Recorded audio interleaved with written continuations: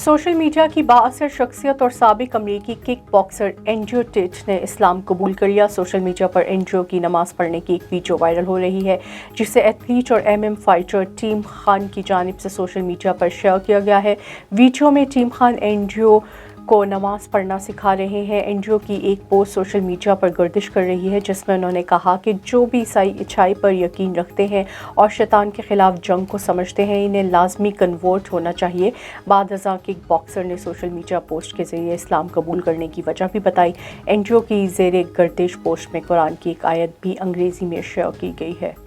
National cricket stadium Karachi का नाम तब्दील करके नेशनल बैंक क्रिकेट एरिना रख दिया गया है। पाकिस्तान क्रिकेट बोर्ड और national bank of Pakistan Karachi में नेशनल स्टेडियम के नाम के हुकूक के लिए एक 5 साला MOU करार पाया है, जिसके मुताबिक नेशनल क्रिकेट स्टेडियम कराची अब नेशनल बैंक क्रिकेट एरिना के नाम से जाना जाएगा।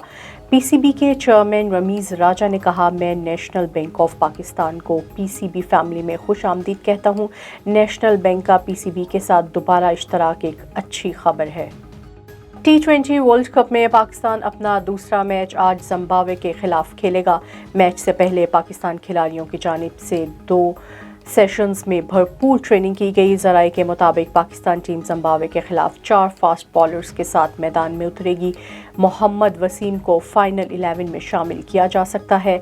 हैदर या आसिफ अली में से एक खिलाड़ी को ड्रॉप किया जाएगा। फ़खर जमान की फ़िटनेस में भी बतदरीज बेहतरी आई है।